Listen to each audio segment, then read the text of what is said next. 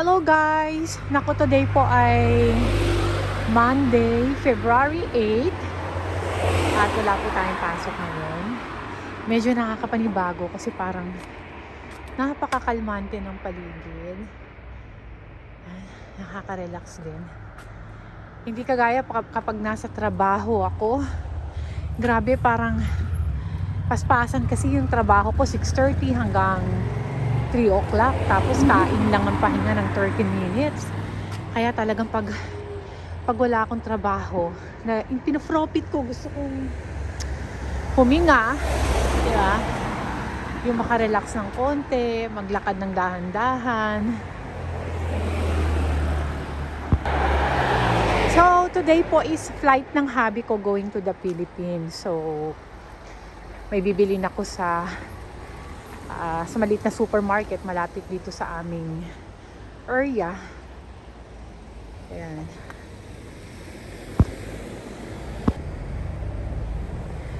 Ito yung area kung saan ako nakatira. Kaya may maliit na supermarket doon. Ayun. Ito naman yung pharmacy. So, medyo convenient naman siya. Mga 1 minutes of walk lang. Okay.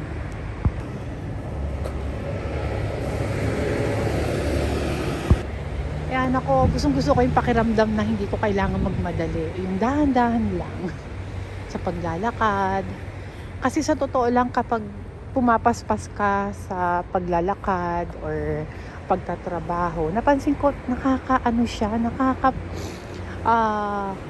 nakaka-cause ng rapid heartbeat.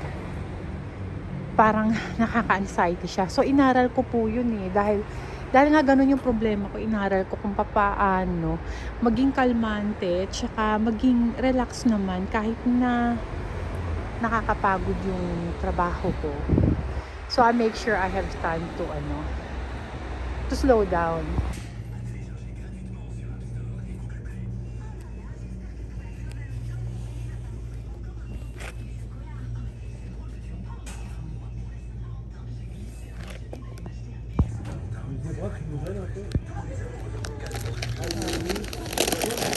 One chocolate. So here.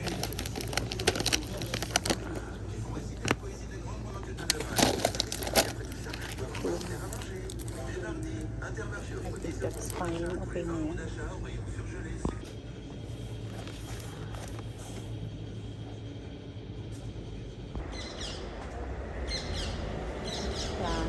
Nakakatuwa kapag kita niyo yung mga clouds na yan. Nakakatuwa, grabe.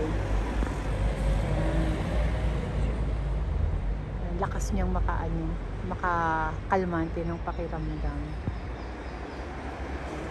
Ganyan nga lang guys, pagka day off ko, masaya na ako kahit tignan ko lang yung mga clouds. Basta yung paligid, kalmante, walang masyadong ingay. Kasi ngayon guys, pag winter dito sa lugar namin, lalo na dito sa place kung saan kami nakatira, medyo slight na malayo sa pinakang city. Although city rin naman to, pero kalapit lang. Para siyang maliit na village. Hindi siya masyadong matao. Ang ganda, grabe. Pero kaming maliit na chapel dito. Ito yung simbahan ng St. Catherine ng Panginoon.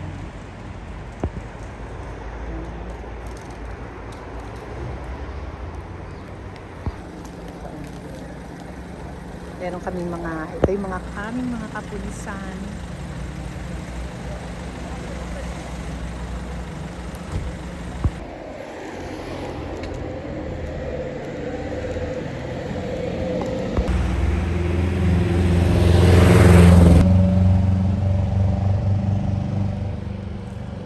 Mga ilang steps na lang, ayan, papauwi na ako. Ayun yung building namin.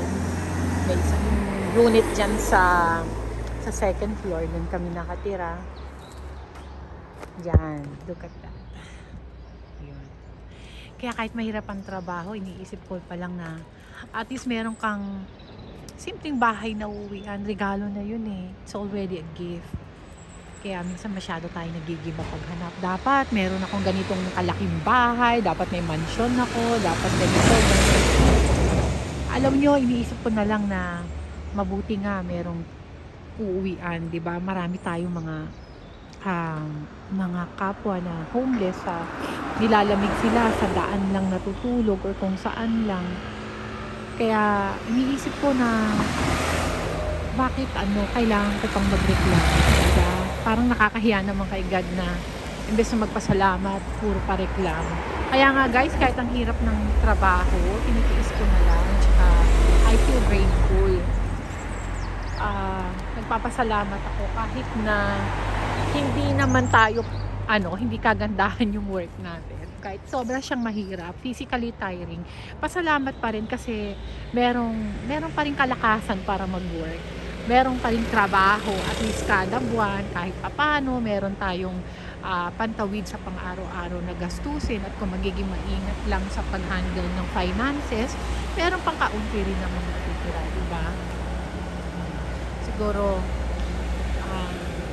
I would consider myself lucky kahit na medyo, sabi nga nila, malungkot, di ba?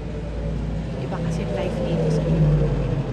Ang mga Pilipino rito kasi, alam mo guys, may kanya-kanya kami buhay, hindi kami basta na lang susulpot, basta na lang magyayaya.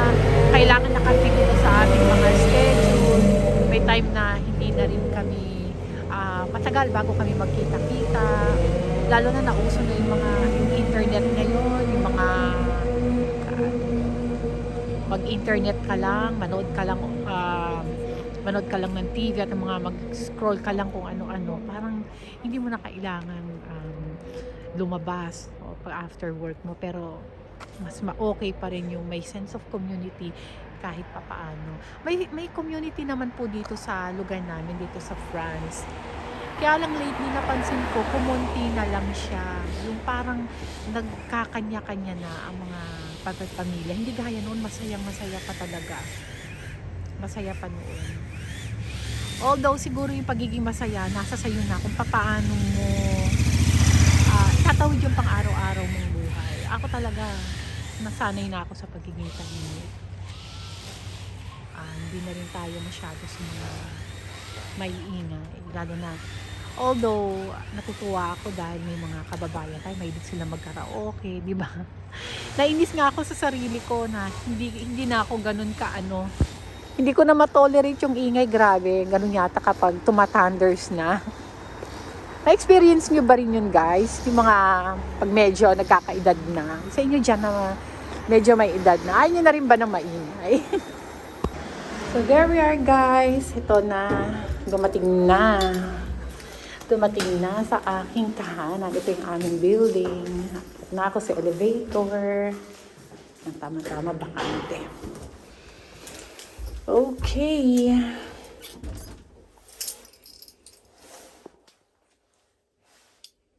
Okay, going up na po tayo. Actually today magpe-prepare po ako mga gamit ni husband kasi uwi siya ng Pilipinas. Hindi ako makakasama due to health reason na rin. So sabi ko siya na lang, 'di ba?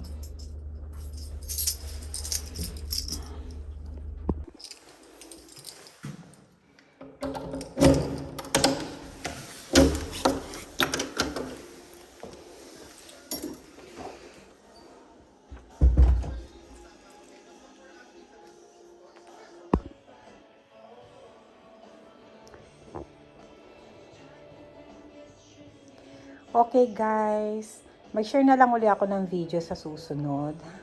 Sa mga interesado at kung may nanonood man. Ayun, minsan dadaling ko kayo kung saan ako nag-work. Papakita ko sa inyo ganito ka-physically tiring. At ano mga ginagawa ko para naman ma-relax after ng sobrang nakakapagod na trabaho.